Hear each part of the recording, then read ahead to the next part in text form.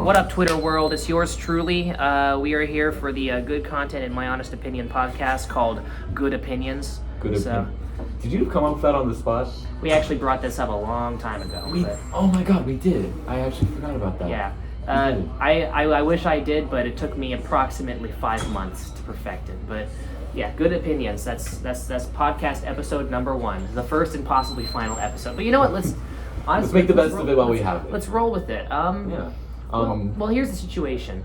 I can't call my mom because the phone's right there. But I'm going to telepathically communicate with my mother, and she's going to come back, get the suitcase, and then when I'm walking over with Max to play magic with him, I'm going to roll up with the suitcase. So I'm going to look like I'm in for some business, and then I take Magic the Gathering very seriously. I could tell. Have you ever shown up? Very infuriated with the change in the suitcase. Yes, I am pissed off. Have you ever shown up to school with a suitcase? People start to respect you more.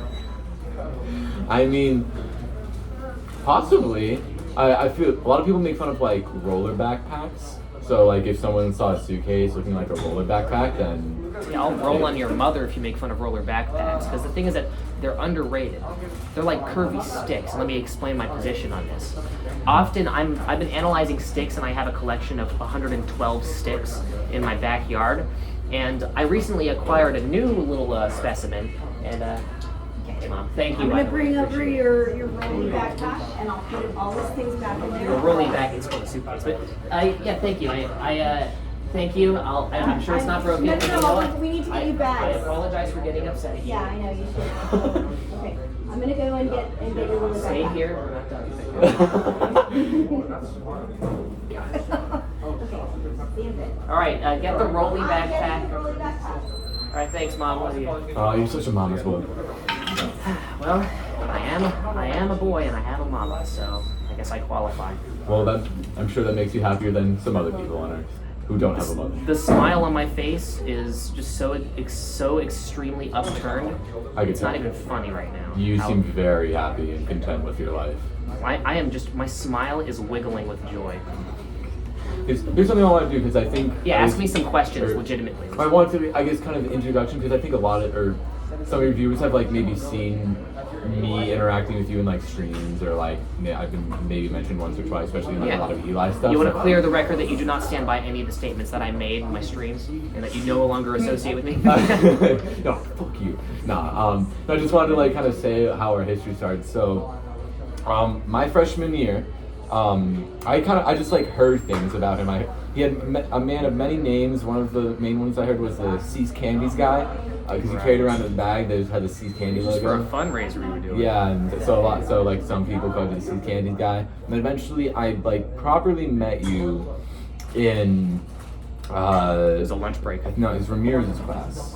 That was after. There was a time before where we met in person with you and your little gaggle of silly friends. Oh yeah, and you made the prosthetic anal bead joke. Fuck, I don't even remember that. My friends remember that. They actually remember that. When I bring it up, they remember. Those fellas in the car, were those the same people? Yeah.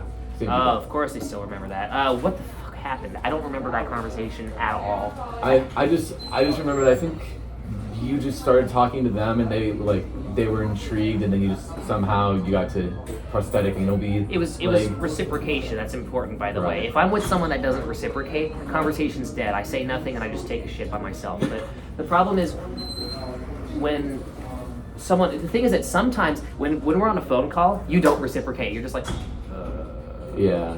But the thing is that you like seeing the face. Seeing that acne-scarred face in person, you reciprocate a lot more. And I'm noticing this just now, because we don't have too many conversations in person. This is the longest conversation we've maintained in person, and it's legitimately like so much better than the phone call. Why haven't we fucking done this before? Now, because also the thing is, I get easily distracted. Like I'll be multitasking that, or like you just looked at the dildo off to the side just now. Yeah, like if it's like one of us goes on a long rant, like I just kind of like phase out.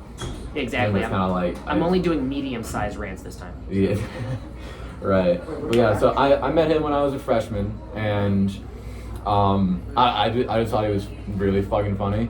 And so I just liked being around him. Well, thank you. That's very nice of you. Yeah, because I was also like, I thought I was funny too. I still kind of, I like to think I'm funny, but definitely like, I don't want to. We are all unfunny goblins. Yeah.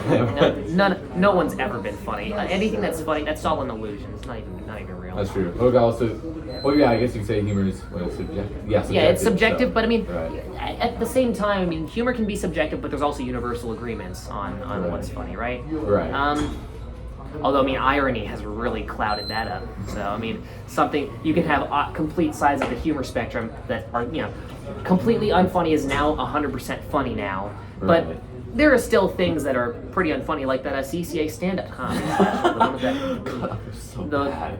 That rocked. I still can't get over that senior quote, and I'm not gonna just in case this publicly gets posted. I do not want to take time to edit a beep in front of the name of the lady, so I'm just gonna say Curly Castro. That's what I'm gonna call her. And she was to me.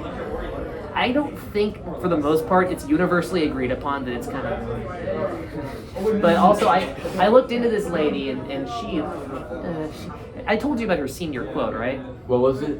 I looked through the yearbooks, and she was a senior the year that I got booted, and her senior quote is, "Yes, that's me. I'm the clown." You see, now I get to catch your reaction to that on camera. That's awful. And it really reminded me, because I work at Pizza Port and I harass customers on a daily basis, and when I have these long drawn out, I mean, obviously there are a couple of drunk old greasy geezers and they're not always into the conversation, but a lot of the times people at Pizza Port are really good listeners, and whenever I just say some dumb shit, they go, ho, very funny, you should be a stand-up comedian, and I go, no, every time. And it's actually a really good question, because I'm actually not exactly certain why I'm so averse to being a stand-up comedian. I think I know why. Because I don't respect the profession as far as labeling goes. I think that once someone who is trying to be funny says, I think I'm funny, it immediately makes them less funny. So what you're doing when you're labeling yourself as a stand-up comedian, my job is to make people laugh, and I'm up here and I think I can do that to make a living. To me, that sends a statement that, I mean, you have to be crazy good at what you do. Like, you have to think you're funny enough to make money doing it. Yeah, and to me, it's just a flawed way of going about it, and I think I can satisfy the interaction part of what I want to do without having to go into that label, right? So, conversation haver, that should be a new job title. You see, that's what we're doing right now. This is my job now, full time. I'm pretty sure I've actually seen things where people are just pay me to be your buddy for the day, and it actually. That's the worst shit I've ever heard. I know it sounds really. Oh right, crap! I people actually pay for it. Yeah, we agreed upon this, right? Giving me money. Yeah, no, I mean, we agreed that in order to have this conversation, I had to pay money. You don't have to pay. Are you being serious? Because I don't need $20. I can't tell if you're being I'm 100% serious. I honestly can't tell. I'm just gonna leave this here for now. That's the fun of it. The things that I could either be infuriated that you'll take the dollar like I was fucking joking, or I really want you to take it. My Jewish instincts are taking over. Both are equally plausible. So you see, it's really your choice, buddy. I could either uphold the Jewish stereotype of being a money hoarder, or I can go against that stereotype and prove the anti-Semitic people wrong and give it back. Fuck it, I don't care. Well, no, podcast man. I'm not taking $20. I don't mind. Here's the thing: with this Pizza Port job, the pay is minimum wage. It's $14 an hour, but tips. Catch. Not only tips, but the fact that I'm still mooching off my parents. I'm living off their rent. I don't have to pay rent, I don't have to pay bills, I don't have to pay taxes. So in a way, all of the money that I'm getting is, it's all a luxury. It's all recreational pay. So, I mean... So, enjoy while you have it. I mean, I would rather I hope you're not going to live with I would rather have $20 than not have $20, but hey man, if you took it, then I wouldn't stop you. I have more money right now than I know how to spend. Yeah, but so, I'm good for now. If I'm ever on the streets, then maybe I'll make sure to call up my wealthy money manager. Jewish person? Okay, well here's the thing. When it comes to having money, I still don't really know how to adjust to it because I've been doing this bit during Pizza Port. And let me fill you in on this. So, people who are sitting at tables, my job is to bust. So, I'm taking empty glasses. Sometimes I slap a customer in the face a couple times, but mostly I'm taking glasses, taking them to the bar back so that they can rinse it out and do the whole thing. But sometimes some people leave some froth in the bottom, right? Because not every person prefers to drink every drop of beer, but there are some really aggressive old drunk people that absolutely insist on keeping that little piece of beer at the bottom. Right. So I always have to ask, hey, you want to lick the froth off the bottom of your glass? And they always go, oh, good one. I'm like, no, not a good one, because it's an actual serious question. and sometimes I decided to do this bit just to have fun, where let's imagine you are the person who I'm bussing for, and I'm going, hey, I need my glass right now. It's here. I need it. Well, no, I do the opposite of that. I take the glass away, but I'm going. I need you to take my glass right now. Wait, I have to do what a busser would do. Okay. Excuse me, busting person. I need my glass taken. So, gonna lick the froth off the bottom of that glass, huh? You see, I was really contemplating on that. I wasn't entirely sure. Froth has you thinking, huh? Yeah. What would you recommend?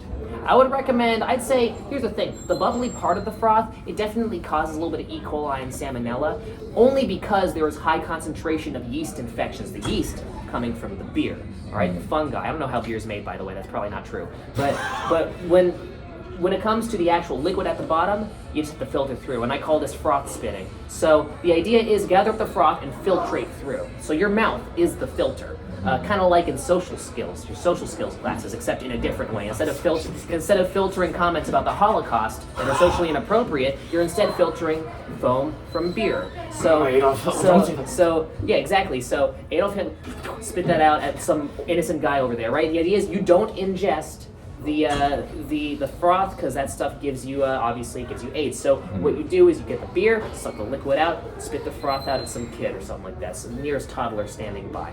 However, let me just focus, because we're getting off track. The bit that I would actually do, because most people would not engage like that because they're probably way too drunk to do anything, is they would go, oh yeah, go ahead, take it. And I would go, well, you paid for that froth. I should reimburse you for that, because I'm going to take this froth away from you. If I'm taking away, I should give back. And some of them go, oh no, don't reimburse me. Oh, get out of here, silly boy. And they slap me in the ass and I walk away. But sometimes they joke around and they go with the joke and they're like, haha, yes, reimburse me. And they're like, I bet you won't. Joke's on them because I don't care. And I go, all right, reimbursing in process. Sometimes, most of the time, I'll just go with ones, because it makes sense that it's like $1 worth of froth, because each cup of beer is about 1/8, so I'm rounding up, right? So it's obviously not 1/8 of the beer is left, but I'd say like more like 1/20th. Rounding up, that's 1/8 to the nearest dollar. So I drop the dollar down, and everyone there hates money, but some of them really freak out and they go, fuck off, and they just grab the money and they spend the next half hour chasing me down. I ignore them every time. And I just don't look at them, and I go, and sometimes when they really want to get my attention, well, oh, here's a tip for doing such a good job. That's most of their uncreative ways of getting the money back to me. And I go, oh, you're coming in for a fist bump? Or I just find some way to divert it, pretend the money isn't there. Sometimes it actually works. They all just leave it on the table anyways. Worst case scenario, I lose $1, but I gain priceless amounts of entertainment. It's the funniest shit ever. That's funny. Yeah, and sometimes I run out of ones, and there's one day when I ran out of ones and I only had 10s left. So I'm like, gave him a 10. This is gonna be a little more costly, but it'll be 10 times more entertaining. And I'm not shitting you when my butthole might as well be stapled shut, because I'm not shitting you when I say that it legitimately was. So I'm like, oh, I don't have one, so we're really rounding up here. Here, take it. And with the $1 bill, they go, oh no. But with the $10 bill, they're like, yeah, they would really freak out when they saw it. So it was really funny. It's still worth it, honestly, because what would I spend $10 on? A bunch of packs of gum? Not too much, anyways. So that's what having a lot of money is like. It's honestly not that different, except I get to have a little more fun. So yeah, a 10. I would feel bad. I feel like I want to have the balls. I want to have the balls one day to drop like 100. Yeah, I could legit. I still have one in my wallet right now. Yeah, I'm not sure you should show around your money like this right now. There's some people here. Brian shows off his money like a moron podcast. Oh yeah, it is. All your subscribers are gonna try and hunt you down. Here it is. Just kidding, it's a 1. No, it's not, but I'm just saying that for the podcast. You see, what the viewers don't know is that was actually a 100, but only you can hear me right now and they can't hear me, so. Yeah. Alright, we telepathically turned the mute button on so that they couldn't hear us. And now we turn it back on. Okay, you can hear us again. Don't know what happened there, a little bit of a strange audio blip where you just couldn't hear That was us. question 1. Alright, go. Question 2. Okay, so Google, the best interview question website. So obviously we just met from there, and what we really bonded over? We really bonded over the whole Eli thing, because we got involved in there, and probably something that I don't think you ever mentioned. I mean, you might have been a live stream on. We have a lot of live streams, so maybe it came up at one point. But originally, when you introduced me to Eli, I pretended to be like a gang member. I don't know why it gave me the idea. I don't know of all things. I remember, yeah, I was on Catalina Island the day you started doing that. Many racial slurs were said that day. I'm kidding. I did not say anything. I did not say any racial slurs. No, he kept it Jesse Pinkman. He kept it safe. I kept it safe enough. Yeah, I did not say any racial things. I just like put on the whole thing. I just put on a really stupid like stereotypical like, hey, what's up? Where's my money at? You owe me money, bro. Like, where's your money? Like, just really stupid shit.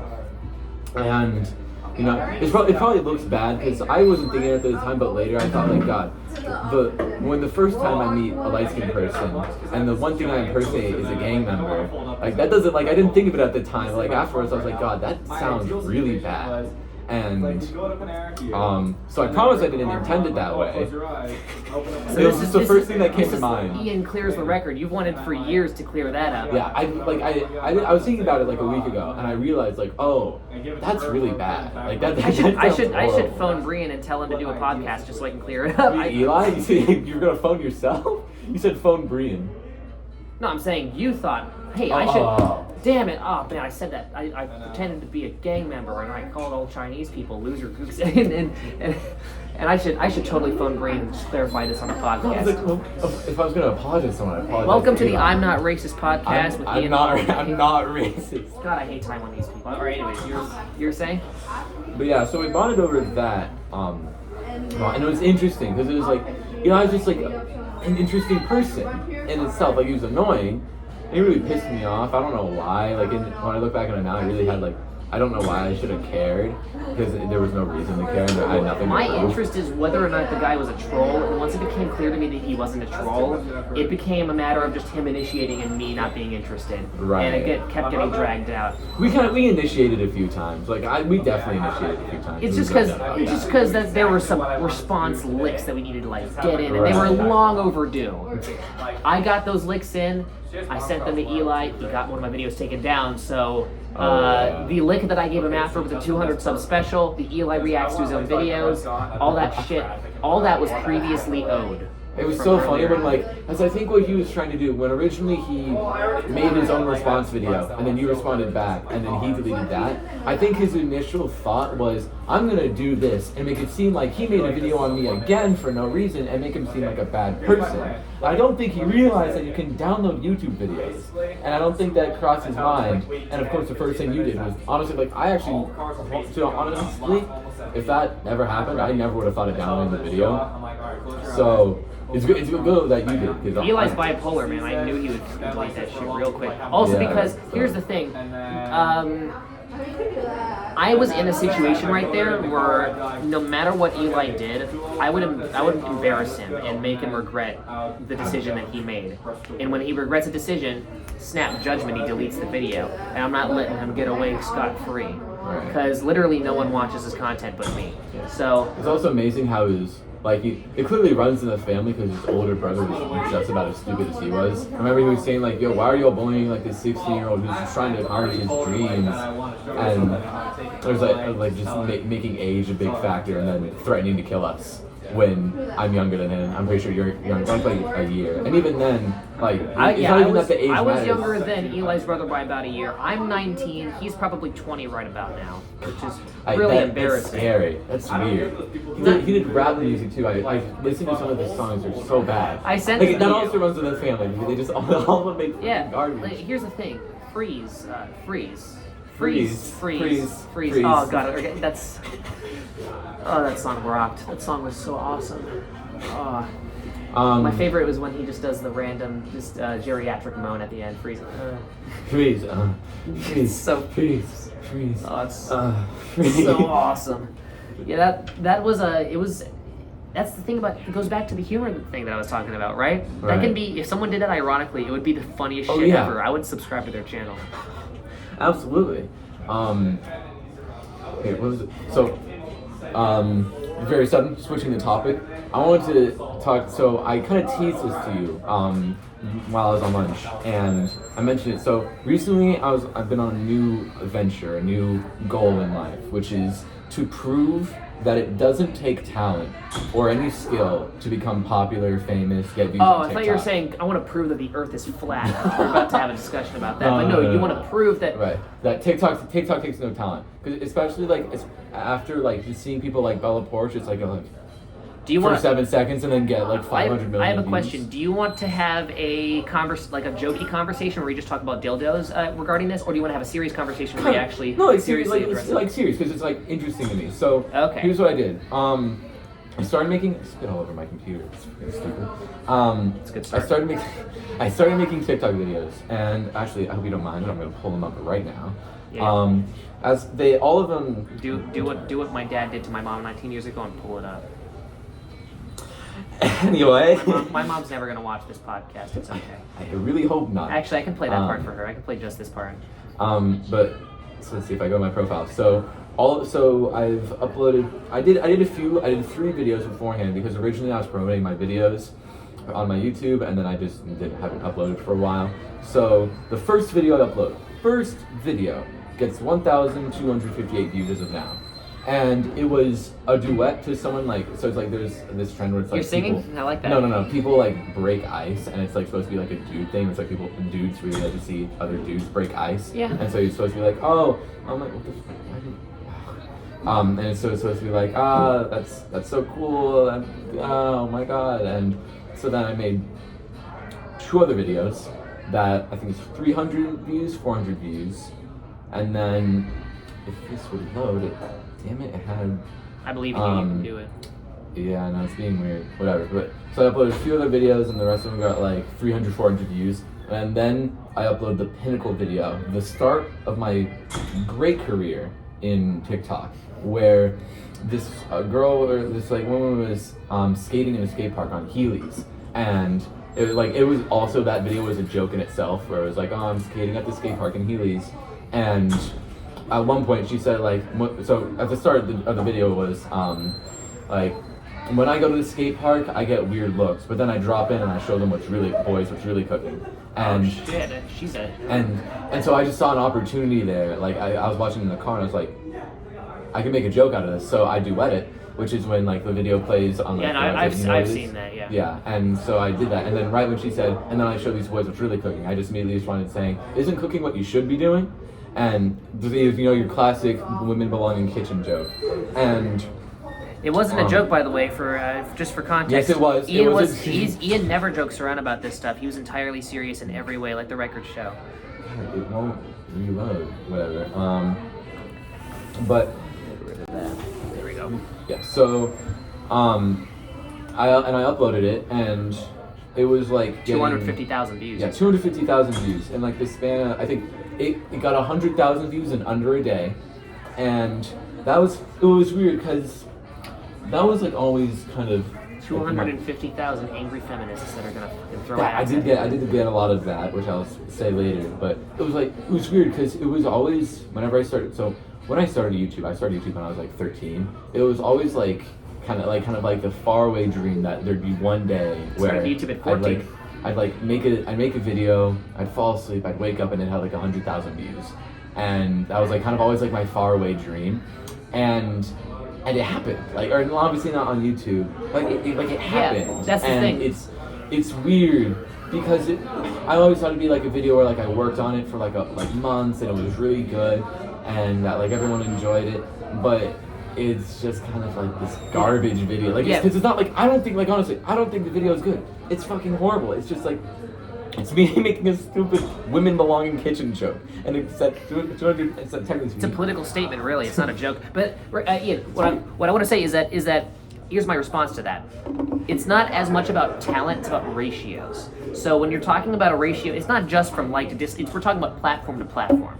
So if this was 2007, maybe. If this was 2016, the golden age of YouTube, maybe. Right. 2014, 2016, the 3 best years to ever exist on YouTube.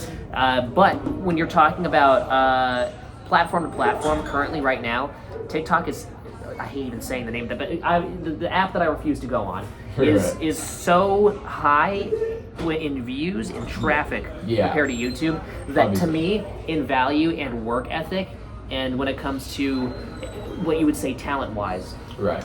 The ratio of YouTube to TikTok is in the thousands. Like it's Absolutely. like 1 to 1,000. For every 1 subscriber on YouTube, to me that's equivalent to 1,000 TikTok followers.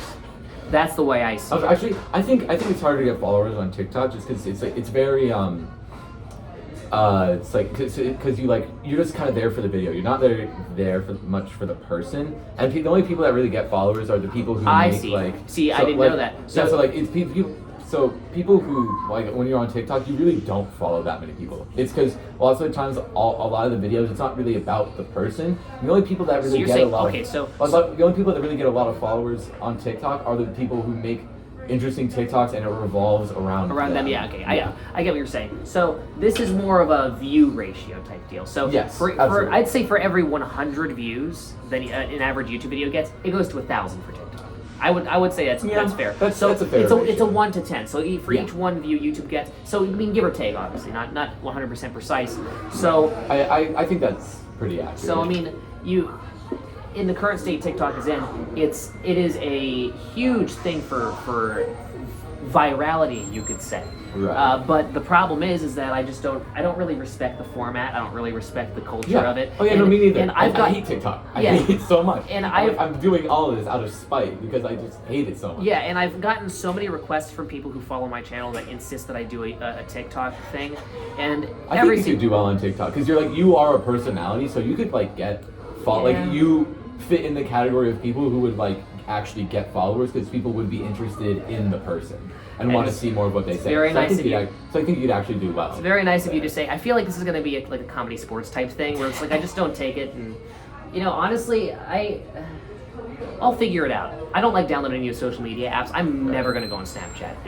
Last time you hated it, a social media, it's Instagram, and we all know how that's happening now. That's embarrassing. Yeah, that is true. I was never on Instagram until I got expelled. So I think I kind of went on there in response to me getting expelled, but just out of pure anger, just I'm using Instagram now. I think I was just kind of in nihilism mode. It was kind of just fuck everything, just go on Instagram.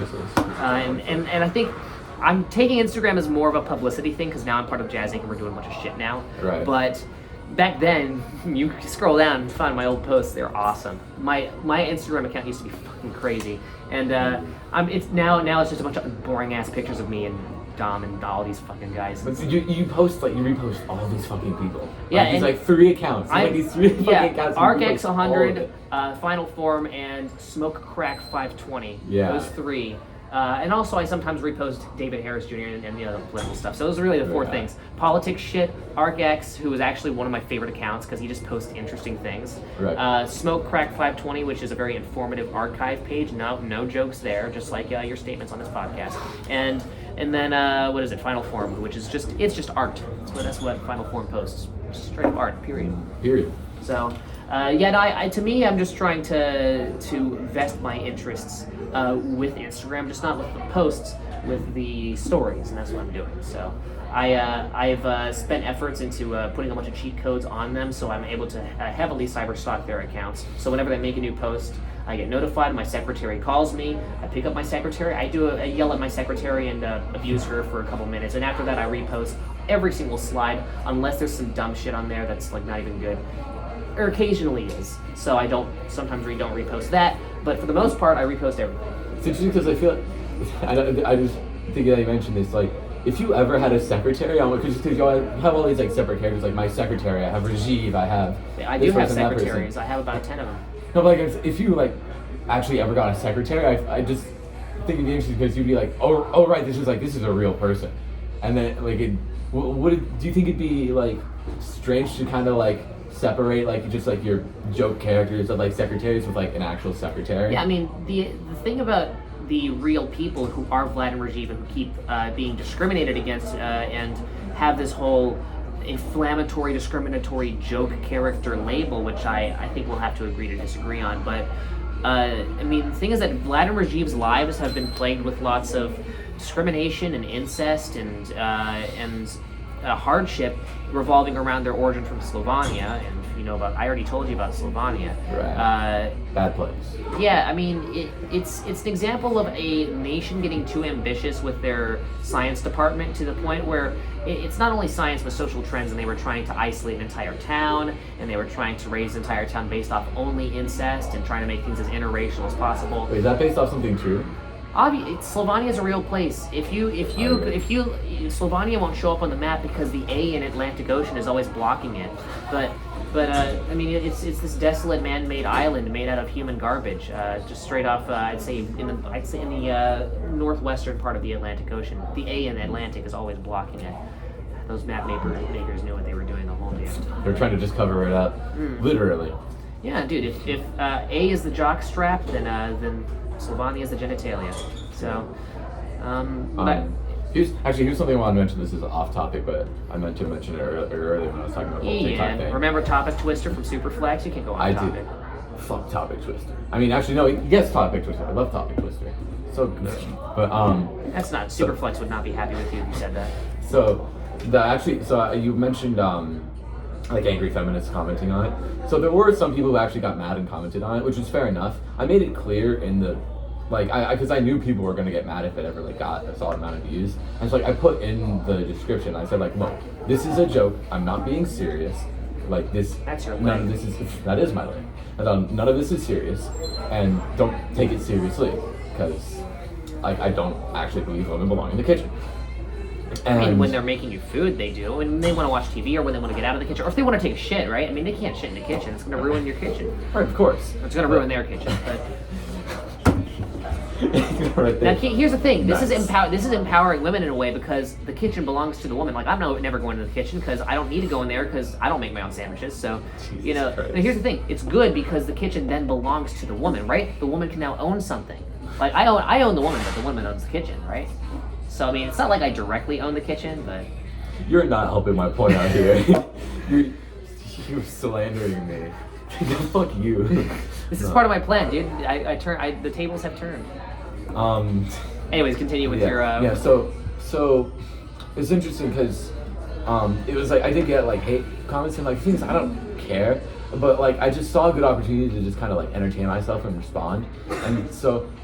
And what was also interesting was send me screenshots. You gotta send me I will. But more people were thought the joke was funny than people that didn't think the joke was funny. And for example, someone commented saying there's nothing funny about sexism, and I just responded with one blank face emoji, just one emoji, and it ratioed their original comment. And I always think, and also I wanted to make sure I didn't want to get too obnoxious or I guess egotistical about stuff. For example, there are people who someone would say this isn't funny, sexism isn't funny, and then someone would respond saying ratio, and it would ratio the comment, and I wouldn't respond with that comment saying oh, good ratio, or yeah, fuck them. Sexism can be funny. It's just that what you were doing wasn't sexism; it was a joke. So. Right. Well, I mean, wait. I'm not gonna read into that. But, no. Here's the thing. If you were actually being sexist, which made it pretty clear that you weren't, wink, wink, you definitely were, but it's code. But no, it was a joke, and you were kidding around. You obviously don't, truly believe that women should own kitchens. But when you're, even if it was sexism in some context can be funny. That's the thing that comedy needs to teach people. Anything can be funny. You just need to find the right context for it. It would be funny in the sense of just how stupid and retarded their opinion is. No matter what, irony, pure ecstasy type of humor. I mean, no matter what. I mean, there is a way. I mean, the boundaries for humor doesn't exist. It's just that the boundaries are created by our own lack of willingness to venture into problematic territory. But if those boundaries didn't exist, and you know what? Here's the thing, Ian. To me, those boundaries don't exist. And that's why people consider me inflammatory. When those boundaries don't exist and anything can be funny, I somehow can make things that, Alright, wouldn't be considered funny. Yeah, it's very interesting. And it's really, I'm just a vehicle, really, for that lack of boundaries. And I'm trying to push the idea, right? Now, obviously, intent matters, right? But if your intent is to have fun, then to me, it's not really a cheat code for being evil, because you're not, right? Right. The intent speaks for itself, and it's very clear when someone's dog whistling. In fact, despite what a lot of outlets want to make you think, dog whistling is extraordinarily easy to spot. And when someone's doing it, it's pretty easy to tell. So the idea of dog whistling is actual bigotry disguised as jokes. Oh. And there are some exceptions, but the majority of the time, the dog whistling is actually, it's going to either be ineffective because it's going to be way too subtle to even be interpreted as a call to action, right, or it's going to be easily spotted. There's just a natural filter there. I Right? always felt like actual jokes, like for example, like if you're gonna say like I don't know, like just like an actual joke, let's say race joke, like for example, Fuck Malaysians. like how many cops? Actually, this is probably one. How many cops does it take to change a light bulb? None. They just beat the room for being black. Like that's like an actual structured joke, and that's the difference. Like that's an actual joke. But like the thing is that it's not even close to dog whistling, because it's supposed to be a joke making fun of police on a very false pretense involving the frequency to which. Right, and like that's what I'm saying. Like dog whistling would just be, and tell me if I'm like dog whistling would just be like seeing a black word and playing like, hey, look, a N-word, and then being like, oh, I'm just joking. Like that would be dog whistling.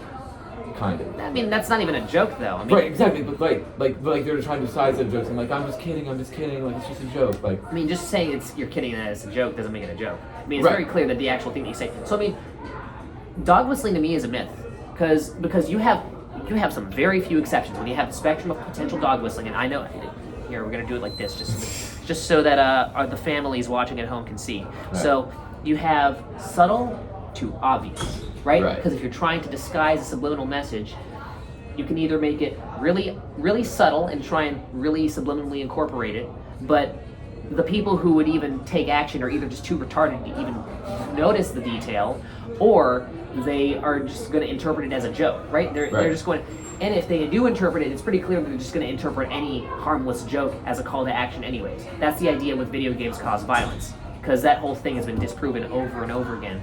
Because it's like the bad actors that use these video games as inspiration, they already had made up their minds. It's a chicken and the egg situation. They were just looking for a scapegoat to pin their inspiration on, when in reality it's not the scapegoat that caused it. It was them that caused the scapegoat. So, but you have subtle, then you have obvious, right? If you have something that can be maybe in joke territory, it's just in this entire half of the spectrum. It's very, very clear that it's not a joke, right? And no one, those who act on it, it's like, yeah, fine, that's evil, because it's very clearly not a joke. So there's nothing against jokes here. There is a middle ground when something that's successfully disguised as a joke happens, but those have not happened in such a long time. I do not consider Pepe the Frog that. I actually even consider blackface to not even be part of that. You want to know why? You want to know why? That's on the. You want to know why, viewers? So let me explain this to you. All right, the origins of blackface. Who created it? I actually know who did, because I studied up on my history. His name was Thomas Rice. And Thomas Rice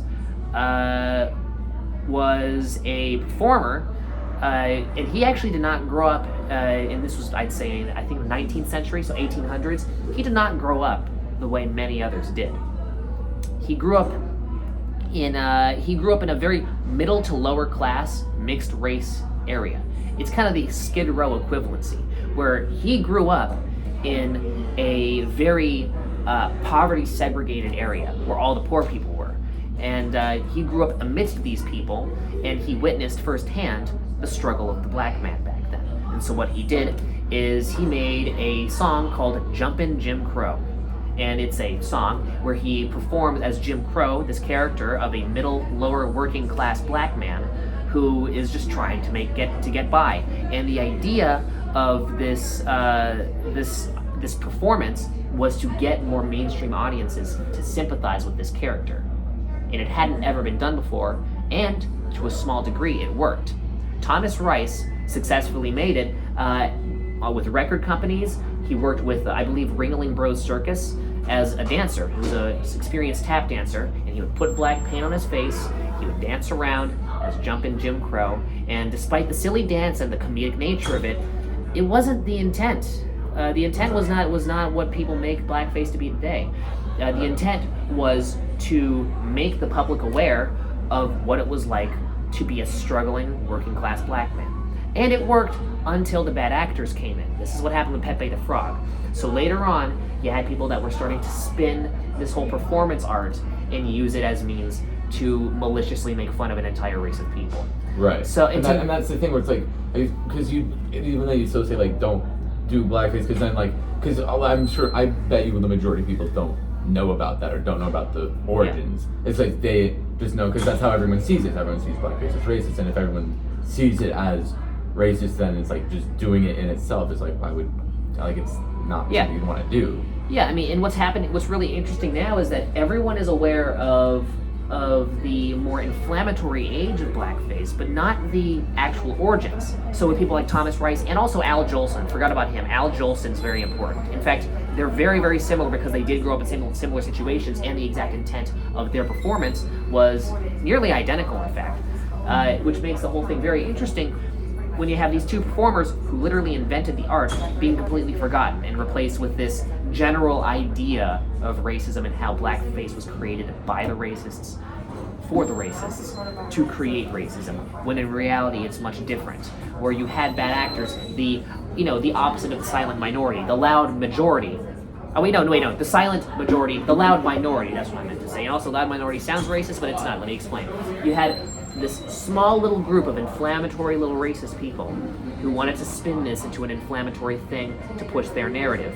Unfortunately, those people are now being represented as the entirety of America, and how the entirety of America pushed this art. When people were more aware of Al Jolson and Thomas Rice than they were about the more bad actors. Unfortunately, headlines highlight the more inflammatory thing, and they completely ignore the origin story of the whole art, which is very interesting. And what I think is that there was this kid, this poor little white kid, who loved Martin Luther King Jr. so much, wanted to dress up for his Halloween. Oh, no. And even though I recognize that it's socially inappropriate in this current day and age to do that, in the ideal scenario, that should be allowed, 100%. It doesn't enable, because there's no dog whistling there. We already gone through the spectrum. Like, it's, to me, anyone who would interpret that as a call to action is already going to commit those acts in the first place. So, right. Also, there's a big difference between like a grown man who understands, or like a grown person who understands everything, and like, I'm gonna do blackface because I hate people. When it's a difference between that and like a kid who's just like doing it and doesn't understand anything. There's obviously a whole middle, like a little gray area. Like, what if there is this guy who I don't know, some autistic guy who really loves Martin Luther King so much, and he's like, in fact, we can make him sane. We don't have to make him autistic. He can just be a guy who loves Martin Luther King so much, grown man, and he's making the choice to honor him. He's aware of the social norms regarding blackface, but he still chooses to, with the good intent to do it. Should he be flamed or should he not be? To me, but no one's going to see it as good intent, so it's like, what's the point? Well, no, some people will, but the thing is that people who see it as good intent due to social norms are not going to be as loud. Guess who's going to be louder? And guess those who are louder will be represented as the majority more often. So who's going to be really loud? Those who are outraged. And it's socially acceptable to be outraged in that way. So those who are going to be not interpret the intent as friendly, they're definitely going to. Also depends on what you see. If you watch the whole thing through and it's very clear there's no intent, but if you see one little screenshot, right? That's why context is important. Right. So if you see one little out of context shot, so ideally it's all about inevitability. What if Al Jolson and Thomas Rice's dream stayed intact without people ruining it? I think maybe me and you would be in blackface right now. Yeah, exactly. What's up? It's the Good Opinion Blackface podcast with Brian and Ian. But instead we live in a world where it's considered, and I think it's interesting where you have to identify these social norms, speak out against them, but at the same time it's like, don't be surprised if when you disobey those social norms, you get flamed. It's like, yeah, so I mean, obviously I had it coming, but as long as you know what you're getting into, as long as you're prepared to get flamed, I personally am prepared. I mean, I'm not prepared to do blackface yet, but listen, social trends change, and I guarantee you, the pendulum's going to swing in the other direction. Now, listen, I'm not. It obviously. Do you do like one thing of blackface and upload a video of it? You're going on like some late night talk show. Oh God, I do remember that. Now that I think about it. You did? Oh, you had. Like, yeah, there was that 2019 video that got taken down in community guidelines, the KKK blackface mask review. Which, by the way, that entire you were entirely ready. Yeah, now that I think about it, yeah. So I mean, the idea is I was honestly, I So wasn't. you're racist. I was, yeah, exactly. No, I hate people based off race. I entirely judge people based off race. But here's the thing: when it comes to that video, when it was taken down, I was not surprised in the slightest. I'm like, yeah, I accept it. I'm not gonna be pissed off. Like to me, the misstep that whole anti-PC side makes is they get really surprised when their shit gets taken down, when they get flamed. And I'm going, you shouldn't be surprised because that's how the inevitability of the mob works. Groupthink. It's not a decision. There is no will. Because if anyone makes a decision, obviously the majority is always going to trend in one direction. So we now have a situation where I'm glad I made that video. Because to me, it doesn't really make much of a difference when it comes to pushing the trend in one direction. It's more like drop in the bucket type scenario, or more like mist particle in the bucket. It's very small when it comes to the general outcome of things, but to me, it's cementing my stance. As long as the intent isn't bad, then it should be allowed. And the thing is that obviously the public's not going to agree with it, but as I'm willing to suffer the consequences if it means I can send my statement out. So with that video, the entire time, the whole idea is that it's a mediocre to negative review of the product. Where it's going, man, these KKK guys are morons because they just made the most mediocre shit product. It's like it's like really paper with fucking Sharpie on it with tape binding it together. Obviously, I made it. And like whoever made this is a retard. KKK, shame on you. And at the end of the video, I'm gonna take this off now because I don't want anyone to see me in. I don't want my mom or dad to see me wearing this, just in case they walk in. And if to anyone who watches the video, it's made very, very clear that the intent is not to call forth or inspire any groups, any inflammatory groups. I promise you can only see one side of my face, but I'm not winking right now. Like that's actually just someone commented on the video saying like, this isn't good because this is like an outlet, not like an outlet for like, or this can be like an area for like racist or not racist, like sexist and bigoted comments. And I was like, and I made it clear, and I responded to a few people who said stuff like that. And I said like, look, I should make this clear. Anyone who actually like thinks this way and is like actually sexist in this way is an idiot and is stupid.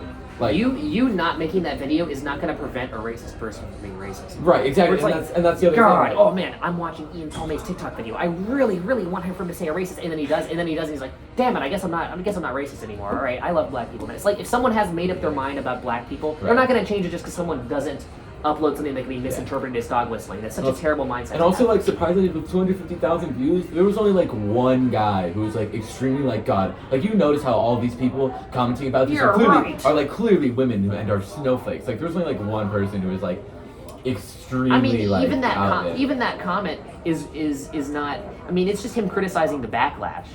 Right, but like criticizing it that way, where it's like, oh, clearly they're all women. And it's like, why is that important? It doesn't matter. I mean, like, it's weird. It's poor translation. It could have been a badly phrased joke, or it could have been someone legitimately being weird. They were being Did you actually see? So, like, what is the comments? Did you quote the comment verbatim? I looked around on it. He was also responding to other people saying like, you're clearly an idiot if you think like the guy you're getting mad at this. The guy had went through a divorce. He was going through pretty rough, probably. Right. But yeah, no. So obviously don't support those people. Those are what we call the bad actors. I never liked any of his comments. One person out of 250,000 people. Right? Yeah, that's what I was thinking. Like there was like because there was a lot of people commenting saying like I laughed, like I thought it was funny, but like none of them were saying like shut up woman, like none of them were like screw you, like possible TikTok deleted all of them community guidelines, but yeah, no, like all like if anyone who was defending you weren't defending like. They were just defending it, saying like it's just a joke. Defending the joke, yeah. Yeah, they were just defending the joke, not like the actual. Like they weren't saying like, yeah, no, actually, I do think women belong in kitchens. They were just saying like, no, it's just kind of a joke, and it's kind of funny. But yeah, yeah, both women and men belong in kitchens. How can we make food if that's not the case? Do we have anything else to say? Because I kind of want to get food. I have tennis tracks. Yeah. Also, I need to get this whole suitcase thing sorted out. Right? All right. So, ladies and gentlemen of good content, I really do hope you upload this because I think this was a great conversation. Really? Yeah. Yeah. Honestly, we could just do that. Do you think it should just be unedited? I mean, it's your video, so you edit it, like, if there's, like, honestly, I don't think we said anything that I mean, it's 50 minutes. We could just, as long as the audio doesn't suck, Yeah. As long as it's mostly because there was a point where a bunch of people started coming in and babbling about nonsense.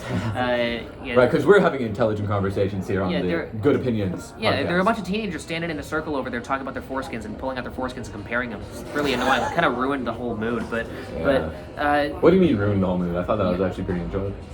I mean, listen, the part where they twiddled their foreskins was really aesthetic, but the thing is that aside from that, it was just annoying. I mean, they were just overly enthusiastic about talking about their foreskins. Right, I think a lot of it was also anticlimactic. Like, they weren't that good. Yeah, I really wanted some circumcisions to happen at the end of it. I wanted for that whole thing where the rabbi ends up taking the bloody tip of the dick and sucking on it. I mean, that's okay, maybe we cut this part out. Actually, like, maybe this part doesn't No, listen, that actually happens. You should edit the podcast. That actually happens. That actually happens. Where the I'm not even kidding. The rabbi, after the circumcision happens, the tip bleeds.